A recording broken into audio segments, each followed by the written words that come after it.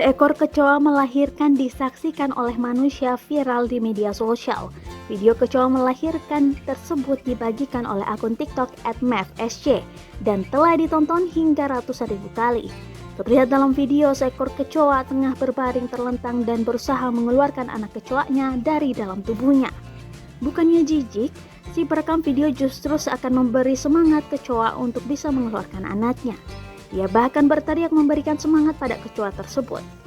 Bahkan, layaknya orang yang sedang melahirkan, wanita tersebut menyuruh kecoa untuk menarik nafas agar telurnya bisa keluar.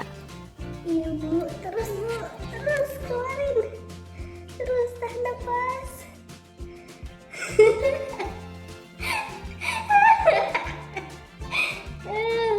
Nggak kuat lagi bu, harus bisa bu, harus bisa. Ayo dikit lagi.